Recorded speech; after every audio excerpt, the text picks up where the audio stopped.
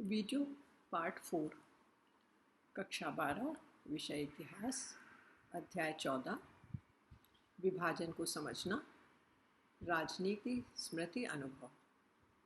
Hello विद्यार्थियों। आज मैं आपसे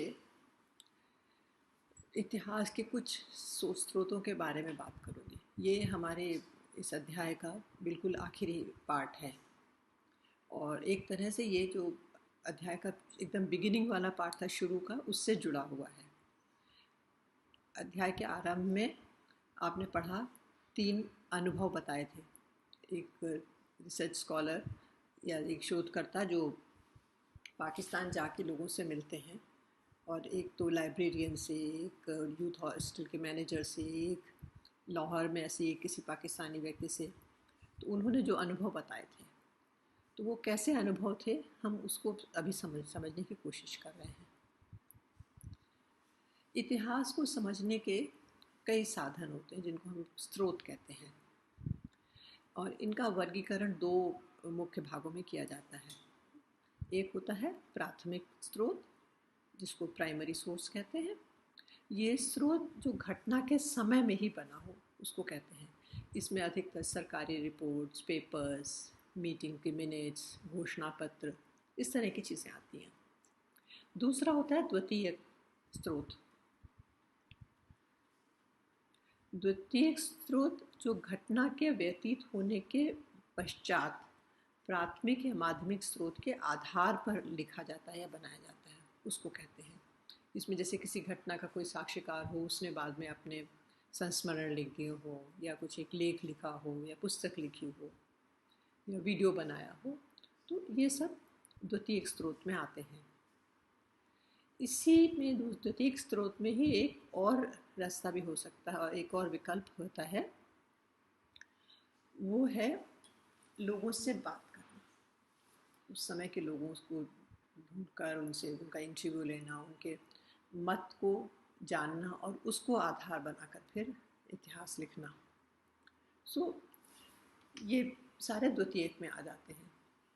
इस अध्याय 14 को लिखने के लिए जिन स्रोतों का सहारा लिया गया है, जिनका उपयोग किया गया है, वे ज़्यादातर सब दूसरी श्रेणी में आते हैं, जैसे मौखिक वृत्तांत, संस्मरण, डायरियाँ, पारिवारिक इतिहास, स्वलिखित ब्यौरे आदि। अब बात ये होती है कि हमें इन स्रोतों की आवश्यकता क्यों पड़ी। तो जैसे यदि हम विभाजन को सीमित कोण से देखें कि मुस्लिम लीग ने मांग की, कांग्रेस ने विरोध किया, 1946 से देश में हिंसा भड़कने लगी, मार्च 1947 में और कोई मार्ग न दिखने पर कांग्रेस ने पहले पंजाब और फिर बंगाल के विभाजन की मंजूरी दे दी। 3 जून को माउंटबेटन समझौते के अंतर्गत कांग्रेस, मुस्लिम लीग और सिख प्रतिनिधियों ने विभाजन, पंजाब और बंगाल के विभाजन के लिए औपचारिक स्वीकृति दे दी। 18 जुलाई 1947 को इंडियन इंडिपेंडेंस एक्ट पास हुआ और 15 अगस्त 1947 को भारत स्वतंत्र और विभाजित हो गया। 1948 तक देश में हिंसा की घटनाएं होती रही। ये सब हमें प्राथमिक स्रोतों से प्राप्त हो जाता है। प्राथमिक स्रोत माने सरकारी रिपोर्ट्स वगैरह से सबसे मिल जाता है हमको। इससे लेकिन चित्र पूरा नहीं होता। चित्र पूरा करने के लिए आवश्यक है कि इन घटनाओं ने जनजीवन को कैसे प्रभावित किया, उस घटना पर लोगों की क्या प्रतिक्रिया थी। जैसे कि स्वतंत्रता से और स्वतंत्रता आने के समय देश में उत्साह का वातावरण था, किंतु इस उल्लास और उत्साह पर विभाजन और उससे जुड़ी हुई जो हिंसा हो रही थी उसकी एक काली छाया थी। किंतु हम अगर खाली सरकारी रिपोर्ट पढ़ें तो हमें उस समय के उल्लास के वातावरण या विभाजन की पीड़ा सहन करने वाले जो करोड़ों लोग और परिवारों के विषय में कुछ खास पता नहीं चलता है, और इसको जाने बगैर हमारी विभाजन की कहानी अधूरी रहती है। विभाजन से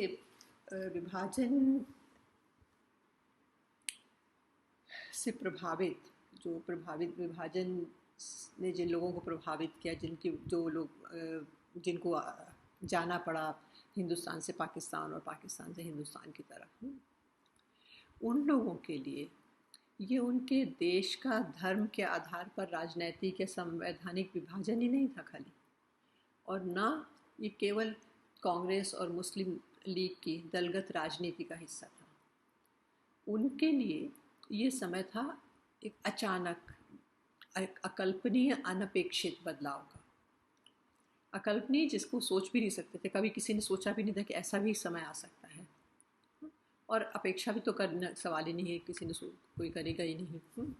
तो ऐसे बदलाव आए, और इन बदलावों से मतलब अगर 1947 में बदलाव आए, 1946 से ही शुरू हो गई थी हिंसा वगैरह, तो 1946 से 48 तक ही नहीं बल्कि दशकों तक उनके परिवारों पर इसका असर पड़ा। और केवल हिंसा की घटनाएं ही नहीं, उस समय किसी के द्वारा किए गए सकारात्मक कार्य और भाव भी महत्वपूर्ण होते हैं। जैसे उस मुश्किल समय में किसी ने मान लीजिए एक परिवार को सहारा दिया, या उसको सीमा पार करने में मदद दी, या किसी बीमार को दवाई दी, तो ये सब भी उस परिवार को और उन लोगों को ज़िंदगी भर न केवल याद रहेगा, बल्कि वो जो विभाजन का समय है उसका चित्र ही में, जैसे वो एक चित्र बन जाता है, वो प्रमुख भाग बन जाता है, या तो दुख का भी या अच्छा भी, जो भी चित्र हो, और या मिलके दोनों तरह के। तो उससे उनका जो अनुभव है विभाजन कहने से, जो उनको समझ में आएगा या उनको जो याद आएगा, वो हो गए वो घटनाएं। तो ये सब हमको सरकारी स्रोतों से खाली नहीं मिलेगा, सरकारी रिपोर्टों से, इसलिए हमको द्वितीय स्रोत की ज़रूरत पड़ती है। और जैसे स्वतंत्रता और विभाजन के वातावरण का अगर हम अनुमान लगाना चाहें, तो जैसे मैंने कहा, वो हमें सरकारी रिपोर्ट पढ़कर नहीं मिलता है, तो हमें वो मिलेगा उन लोगों से बात करके जिन्होंने स्वयं ये परिस्थितियां अनुभव की। किंतु अब विभाजन को करीब 70 से भी अधिक वर्ष बीत चुके हैं, और इस समय बहुत से जो जिन्होंने ये होगा उस समय और महसूस किया, वो हमारे बीच में नहीं है। तो ऐसे में हम उनके परिवारजनों से, मित्रगणों से, उनसे बात करके उनके अनुभवों का पता करते हैं। इसको मौखिक वृत्तांत कहते हैं। मौखिक वृत्तांत से एक और फायदा ये होता है कि साधारणतया समाज के विभिन्न वर्ग इतिहासकारों के द्वारा अनायास उपेक्षित हो जाते हैं।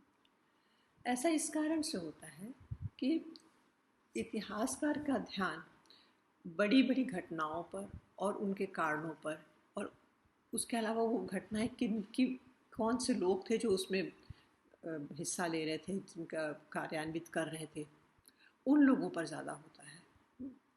साधारण जन, और जो जिसको कहेंगे साधारण जन या जनरल पब्लिक, है ना, ये लोग अधिकतर जो है जैसे मार्जिन में रह जाते हैं।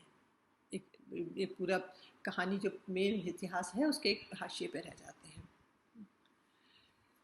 तो मौखिक वृत्तांत में इतिहासकार या शोधकर्ता स्वयं समाज के विभिन्न वर्गों से वर्गों को भी चुन सकता है कि इस वर्ग से उसको बात करनी है, और उनमें से व्यक्तियों को चुनकर फिर उनका वर्जन लिखकर वो इतिहास पूरा कर सकता है।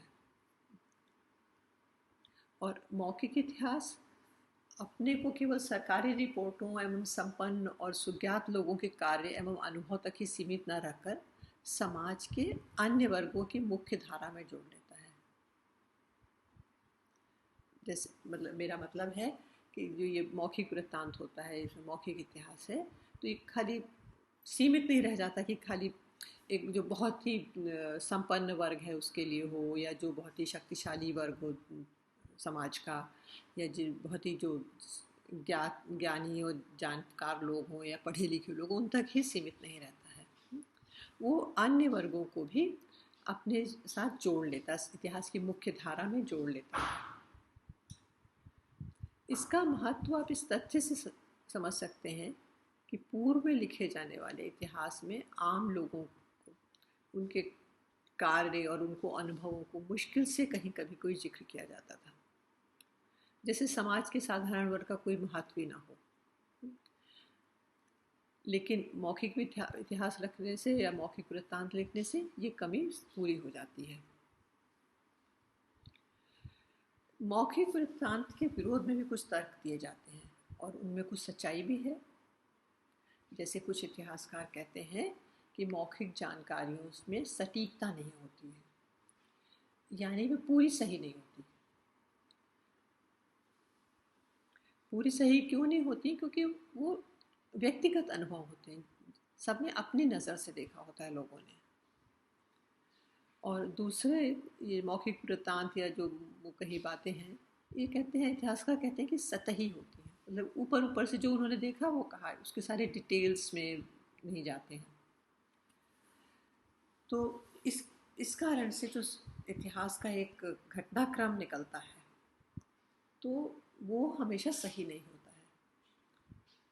कहने का मतलब है कि जब लोग कोई आप बीती या पुरानी बात बताते हैं तो क्या पहले घटा और क्या बाद में, इसमें कई बार गलतियां हो जाती हैं। इतिहासकारों का ये भी कहना है कि एक या दो लोगों के, या मान लो एक कुछ लोगों के कहना या उनके अनुभव को, उसका सामान्यीकरण नहीं करा जा सकता। सामान्यीकरण मीन्स, सामान्यीकरण का अर्थ हुआ कि जो कुछ एक व्यक्ति विशेष का अनुभव है या एक परिवार का अनुभव है, उसको आप पूरे समाज का अनुभव नहीं मान सकते हो।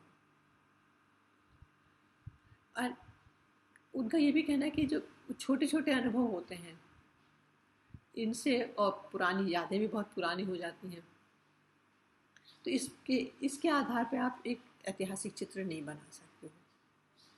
एंड तो इस कारण से और इस दृष्टि से देखने से उनका कहना है कि इतिहास में मौखिक वृत्तांत कोई महत्व नहीं रखते हैं। अब भारत के विभाजन और जर्मनी के नाजी ध्वंस के संदर्भ में ऐसी मौखिक गवाहियाँ और वृत्तांत भरे पड़े हैं। जो अभी मैंने तर्क बताया इतिहासकारों के कि इसमें क्या क्या कमियां हो जाती हैं मौखिक वृत्तांत लेने से, तो उसमें कुछ सच्चाई है। ऐसा ही नहीं कि उन्होंने बिल्कुल गलत कहा है, उसमें सच्चाई है, किंतु उसका दूसरा पहलू भी सही है, और वो ये कि अगर उनको नहीं जोड़ते हैं तो फिर समाज के बहुत सारे वर्ग, जैसे उनको जगह ही नहीं मिलेगी इतिहास में। तो इससे फिर ऐसा करना पड़ेगा कि दोनों ही मिलाने पड़ेंगे स्रोत को। जैसे मौखिक और लिखित बयानों से निकलने वाला जो एक निष्कर्ष है, उसको दूसरे स्रोतों से मिलाकर उसकी विश्वसनीयता बताई जा सकती है। जैसे उसको क्रॉस चेक कहते हैं कि आपने यहाँ क्या कहा, वो दूसरे स्रोत में जाके आप चेक करो कि वैसा ही हुआ भी है कि नहीं हुआ है। अगर किसी ने बताया कि किसी घटना में उनको जो भी उन्होंने महसूस किया, वो आप दूसरे स्रोतों से भी ढूंढने की कोशिश करो, और तब पता चल जाता है कि ऐसा सच में हुआ था कि नहीं हुआ था। क्योंकि यदि हमें इतिहास में सर्वसाधारण को जगह देनी है, उन्हें भी जोड़ना है, तो मौखिक वृत्तांत एवं व्यक्तिगत संस्मरण और लिखित ब्यौरों को ऐतिहासिक स्रोत बनाना ही पड़ेगा।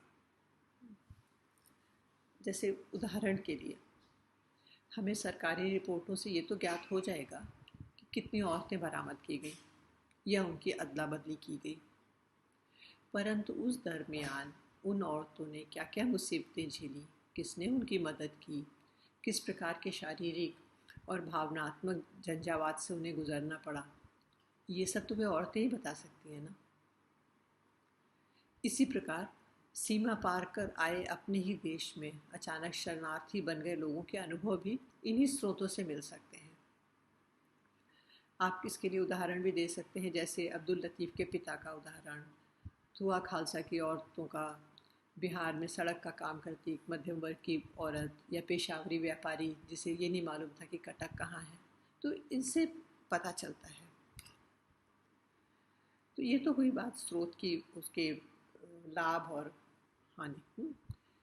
इसमें एक चीज़ और होती है मौखिक वृत्तांत में, और वो होती है, दो बड़ी मुश्किलें भी आती हैं। इतिहासकार जब ये स्रोत का उपयोग करते हैं तो उनको ये भी देखना पड़ेगा कि दो मुश्किलें आती हैं और उनको कुछ जोड़ निकालना पड़ता है। पहली ये है कि कोई भी व्यक्ति या परिवार अपने निजी अनुभव किसी अजनबी को बताने से इनकार कर सकता है या हिचकिचा सकता है। अतः साक्षात्कार लेने वालों को पहले उनसे आत्मीयता के संबंध बनाने चाहिए। तो आप समझ सकते हैं कि शोधकर्ता का कार्य कितना मुश्किल हो जाता है। पहले उसको अच्छे संबंध बनाने पड़ेंगे, तब जाकर वो कहीं वो इंटरव्यू ले सकता है या उनसे वो बातें पूछ सकता है। तब जाकर ही वो उम्मीद कर सकते हैं कि कोई अपने निजी अनुभवों को शेयर करेगा, बांटेगा। दूसरी समस्या होती है याददाश्त की। समय के साथ साथ लोग बहुत कुछ भूल जाते हैं और कभी कभी ऐसी बातें जुड़ जाती हैं जो हुई ही ना हो। तो इसलिए इतिहासकार जब मौखिक वृत्तांत और ये द्वितीयक स्रोत का उपयोग करते हैं तो उनको मतलब उनके लिए एक बड़ा चैलेंज होता है कि जो वास्तविक अनुभव हो और जो निर्मित स्मृतियाँ बनी हुई हों, जो लोगों ने अपने मन में बना ली हो ओवर टाइम के साथ साथ, ओवर द ईयर्स, है ना, तो उसको उस जो बनी हुई निर्मित स्मृतियाँ हैं उनमें से चुनना कि जो असली वास्तविक अनुभव है, ये बड़ा एक चुनौतीपूर्ण कार्य होता है उनके लिए। तो ये तो हमने देखा कि इसमें क्या क्या है, कौन कौन से स्रोत होते हैं। अभी एक प्राइमरी और जिसको प्राथमिक कहेंगे, एक सेकेंडरी जिसको द्वितीयक कहते हैं।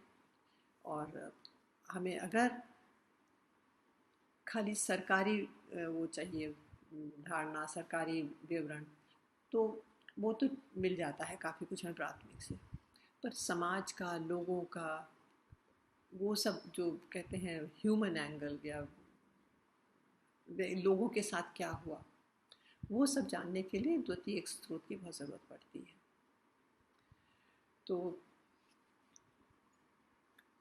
लेकिन ये है कि अगर हमें किसी भी समय का बनना है, कोई इतिहास जैसे विभाजन के समय का एक पूरा कंप्लीट बनाना है उसका हमें इतिहास, तो उसके लिए तरह तरह के स्रोतों को इस्तेमाल करना पड़ेगा। हम ये नहीं कह सकते कि केवल प्राथमिक करेंगे, केवल द्वितीयक करेंगे, या केवल सरकारी रिपोर्ट करेंगे, या केवल मौखिक वृत्तांत या डायरी का इस्तेमाल करेंगे। ऐसा नहीं हो सकता है।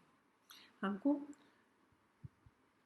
उसमें बन के लिए दोनों तरह के स्रोतों को लेकर और उसमें से भी चुनना पड़ेगा कि क्या सही है या नहीं है। दोनों का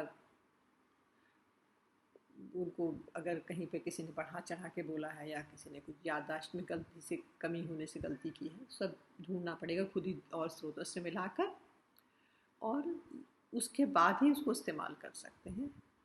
तभी अगर जब ये सब मिला के इस्तेमाल करेंगे तभी हमको जो विभाजन है वो एक घटना की तरह, एक घटना ही नहीं थी, वो एक प्रक्रिया थी जो कई सालों तक चली। शुरुआत उसकी पहले से हुई थी। अगर आपको याद होगा तो 1930 में पहले मांग की गई थी कि एक ऑटोनॉमी, स्वायत्तता मांगी थी उन्होंने, जो मोहम्मद इकबाल कवि हैं, उन्होंने मुस्लिम लीग के प्रेसिडेंट के पद से भाषण देते हुए, और इसी तरह से फिर 40 में मांग की गई। 33 और 35 में उन्होंने पाकिस्तान का नाम सजेस्ट किया किसी विद्यार्थी ने इंग्लैंड में। तो इस सबसे चला आ रहा था और फिर 47 में हुआ और उसके बाद भी हिंसा चलती थी। तो ये सब समझने के लिए हमको इन सारे स्रोतों के को इस्तेमाल करना पड़ेगा, उनका उपयोग लाना पड़ेगा, और तभी हमें ये पूरा एक प्रक्रिया समझ में आएगी और उन लोगों के अनुभवों को भी समझ सकेंगे जो उस भयानक दौर से गुजरे थे। Thank you.